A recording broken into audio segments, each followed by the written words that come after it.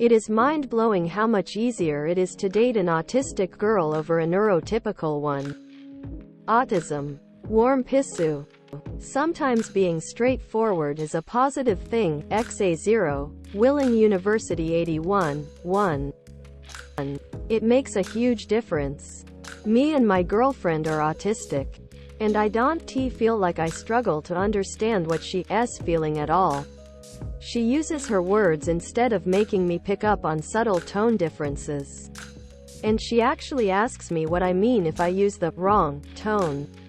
I had that issue a lot in past relationships, where I didn't sound like I was feeling what I was. Thankful to not deal with any of that anymore. Sierran Lynn. 1. I am an autistic woman and I know that sometimes I give my boyfriend hell. He puts up with a lot. The emotional dysregulation and burnout are hard. IDK what I am doing 5449. 1. This gives me hope. Kermit the Frog. 1. I have an autistic friend and when one of us wants to hang out with the other we text something like, "Hey, wanna come over and do your own thing in my presence?" Quote. Kachu 1. 1. This is beautiful. It's like inclusive and stuff and counter ableism. I hope I used that right. But I mean the opposite of ableism. I am happy you both found each other and that it is all working so well for you both. Quote. Jotspot. 1. This heals a part of my soul as an autistic girl. Although part of my problem is not being conventionally attractive and also being cripplingly socially anxious. And a hopeless romantic. Doesn't help that I am so fucking bad at reading people's intentions, tones. I cannot tell the difference between just being nice versus flirting. IDEC what flirting sounds like. How do I do that? Flirting? NAAAHHH man, I can bring my stuffed cat to you and ask if you wanna high-five him, but like that's about it. Talking out loud? Guys, I have a speech impediment and I think too slow. I wasn't made to be verbal. Anyway, I am gonna cut myself off here before I go on even more of a tangent of negativity. Genuinely happy for you, op. Quote. Y'all _ I am _ sad. 1. I find it difficult dating as people don't get you. Your need for space. How it bothers you if they keep the curtains open and bright sunlight comes in. Are they talking at you and won't shut up?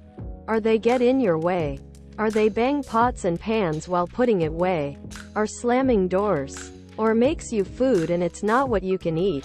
Etc. I find dating autistic me difficult for many. I am 60 and I still wasn't able to make it work. It's not easy for me at all. Quote. Lady Cat 63. 1. Are you empathetic? Autism. Brahm and Bard. We tend not to react the way people expect us to. This can create the impression that we lack empathy. We can also struggle to understand others and read social cues, and this is a definition of lacking empathy, but a very specific one. It's not fair to say we lack empathy in general, even if you use that specific definition, which apparently Sir Baron Cohen does. It creates the wrong impression. I definitely have too much empathy. Normal Woodpecker 3743. 1. Massive stereotype. Possibly stemming from the double empathy problem. Autistics certainly can be empathetic. Sometimes to an extreme. And we certainly can also be pretty unempathetic. The same person might even be considered both of those extremes depending on the topic. An important note here is that a huge number of us may appear to not be empathetic. Regardless of our internal experience or intent, we may struggle to express the body language, tone of voice, facial expressions, word choice, etc. that signals empathy to others, NTs especially. Despite however much we may actually be empathizing or attempting to support someone. Synthetic Dreams _ 179. Like with a lot of things, I believe I am using my prefrontal cortex as a crutch. So if I have plenty of time to think about what a person is saying and what I know about them, then I believe I do better than the vast majority of people of understanding what people are thinking and feeling. But in real-life situations, how do I get out of this social interaction as fast as possible? Often becomes a top 3 priority when I am with friends or people that I just like being around. I am not worried about getting away from them. So in situations like that they've been told I am a good listener. But feels easy to me? Psychron. 64. Autistic individuals like me have trouble relating to others. But we do really care for what others go through. TEP 767. 31. I've often said I have too much empathy. But I'm not sure how accurate that actually is. It seems to be different from my perspective, which is notably lacking a frame of reference for anything else. Furthermore, when scientific literature refers to empathy, it's using one of at least 24 different definitions for the word, approximately. So it's tremendously difficult to have any confidence that when I speak of empathy that I'm even talking about the same thing another person conceives as empathy.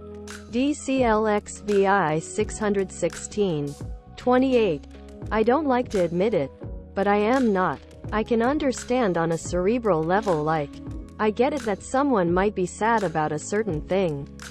But unless it's someone in my immediate circle, I struggle to be able to put myself in their shoes. Sometimes I feel empathy at the wrong times.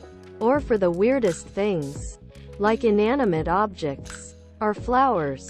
Or fictional people. Then I lack in real life. When my grandpa passed, I really struggled to feel anything. And I felt really crappy about that. Jindo Bunny. 43. 3. I think it goes both ways. You either lack empathy or have too much empathy. Inevitable_Wolf 5866. 1. My mom won't stop hitting, yelling at my autistic brother, and when I told her to stop it went really bad. Autism. Flaky_examination_85. Hi. I've just had to remove at least 2 comments attacking the op's writing style on such a sensitive subject. Can we all please focus on the issue raised by the op?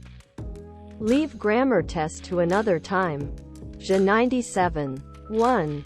Your mother is being horribly abusive to both you and your brother.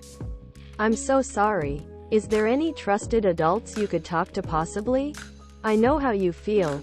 I also had physically abusive parents and thought that was normal, and as a kid I also wasn't the best sibling to my younger brother, and it sucks to see your parents treat them like that knowing how they'll turn out.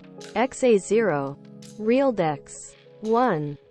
Constant abuse seems normal when it's all you have known.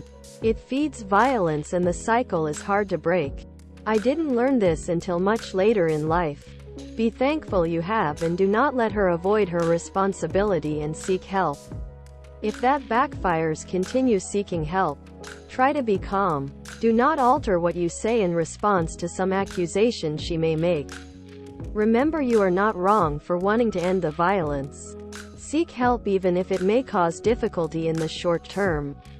Please do not choose violence yourself. It's easy. It's why she is using it. I ate all forte money. 1. It's not your fault. You're not a bad brother for having made those mistakes. You're a great brother for trying to stand up for him and learning for him. And none of this is your fault. It's not your fault you hit her in the eye. It's not your fault she hit you. Or hits him. Any evidence you can safely get will be extremely helpful. Speak to literally any and every adult at school that will listen. Blessisk. 1. What country are you living in? Can you access support such as counseling for yourself and your brother? Does your brother have supports at school? I am guessing as he is diagnosed he should. Would your mom be open to psychoeducation with a school psychologist? Before you disclose to a teacher or psychologist the physical abuse you are experiencing from your mother, I'd look into if mandatory reporting laws apply and what they entail. Covertly filming the abuse would help make sure you have evidence. Have you looked for any region-specific autism disability advocacy services that could help connect you and your brother to resources and perhaps educate your mom through connecting her to other parents that have a more modern understanding of autism? Thanks for looking out for your brother. Jack T 610. 1. There's a lot going on here. Your historical violence toward your brother, not good. But you have been taught by your mother that violence gets results when disciplining someone. You seem to have pushed past that and learned that it is actually an ineffective means of discipline and are now doing your level best to protect your brother. That is great. You are doing the right thing. Your brother's tantrums, many of these are likely to actually be meltdowns, possibly triggered by sensory issues, social demand or changes in plans. Reading a bit about how these can be accommodated, possibly by sitting down with your brother and preparing a sensory profile to determine if there are things that lead to overwhelm occurring and if other stimuli can be used to soothe him. Your mother's abuse of her children, contact social services, child protection services, or explain what is happening to a mandatory reporter you know, most likely a teacher at school who you trust. I tried telling my dad about my abuse. He informed social services and they didn't do anything. I told a teacher several years later and I was removed from the abusive home within 6 hours. I told her in the morning and never went back into the abusive home. Gearnut. 1. I agree with other posters and just want you to know that you are incredibly strong and emotionally intelligent. I am concerned that you are having to argue with many adults at one time. You know the physical abuse is bad. And so is being talked down to by a group of adults. They have an enormous amount of privilege. And they are taking advantage of it. Please protect yourself as best you can. Sodwalk. 1. I am so sorry op. In Scotland parents would go to prison for that abuse. It's illegal to snack a child here. I could never imagine hitting my little boy. I am so sorry PLS. Follow the advice and speak to someone trusted at school. You and your brother need to be safe.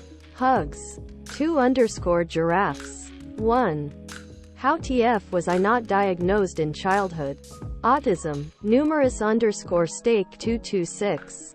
Did you have older parents who grew up in a time when there was such an overwhelming stigma against mental illness of any kind that even considering that their child was anything other than normal was the most horrifying thing in the world to them? My wife brought up to her 70-year-old parents the possibility of getting tested for ADHD, and you would have though she had announced that she had terminal cancer. Full-on stages of grief, anger, sadness, denial. Night of 13. 1. You answered your own question. High IQ, high functioning. People are more interested in diagnoses for low performers. Plumcott. 1. It wasn't discussed at all when my parents were kids. In the 60s and 70s. So then when they started having kids, in the 80s, they had no idea what to look out for.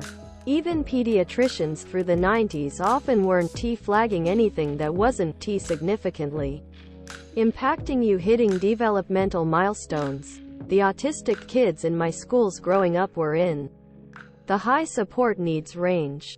And since I didn't have those difficulties, none of us suspected that I had ASD. Just a late bloomer, quiet kid who was shy. I just learned what behavior was expected of me, and worked my ass off to portray that as best as I could. Because that's what I was supposed to do. That got me through high school, college, and well into the start of my career, through the 0 and 10s. And I still never learned enough about autism to suspect it was what I had. Even the portrayals of what was called Asperger's were still more exaggerated than anything I showed. So for kids and adults who fit those stereotypes, it was real easy for our parents and us to just not have enough knowledge about ASD to actually relate these experiences to it. Kind of an unknown situation. Anal tyrant. 1. Are you female? Girls are often misdiagnosed. Interesting by 1664. 1. My parents refuse a diagnosis for me because I was better off raw dogging as an undiagnosed person, masquerading as a neurotypical person. Then I was using the kind of care that was available in the 90s in rural NSW Australia. With 2020 hindsight, I agree with them. The care for high-functioning autistic people in such a situation was barbaric. Still is in my hometown compared to a lot of the country. Your age might play a role here, my dude. When are you talking about? Where are you talking about? It could have been the right decision for you. If the state of the care and the associated stigma, stolen opportunities of having an early diagnosis was at all similar to the kind of limitations an early diagnosis would have put on my life, then it's a good thing you weren't diagnosed earlier. A lot of people wish for a diagnosis. Something that myself with a diagnosis is sympathetic to. But the reality is that there's dangers associated with such a diagnosis. Largely due to ignorance. But they can be life-destroying. Say you want to move to a country where your family lives, and that family live in a country that sees autistic people of deserving less rights. You could easily have your freedoms taken from you by virtue of that diagnosis. It can affect things like career prospects with roles that require clearance or certain psyche standards. There can be issues when dealing with the coalface of mental health services where they see you as somewhat less cognizant. I have no intellectual impairment associated with the expression of autism. If anything, it's probably allowed me a far deeper understanding of things than a lot of people around me. But I get infantilized and spoken to as if I am a child by people who just learned about my diagnosis all the time. I see that as extremely rude and usually have to have awkward, pointed conversations about people's behavior to me. There are a lot of downsides to a diagnosis and few upsides. I would say that it is good to have a diagnosis as it frames a lot of my personal story in a light that provides important context that I would not otherwise have. But if I were to do it again, I am not sure I would tell anyone about my diagnosis by outing myself. I think I would keep that private, largely because of the issues associated with being an out autistic person. Untamed euphoria. 1. I mean, when was it? People were pretty clueless about autism in the 80s when I was a kid. 90s not much better. Rafael Solo. 1. My dad observed sign throughout my life, but my mom always vetoed me being tested. So something like that may have happened for you because the stigma for being diagnosed is very real and many parents don't want to attach that to their kid. Mamba 2013. 1. Me too. Truth is, nobody cares. Most teachers either don't care or are overwhelmed. Glad_can_4434. 1.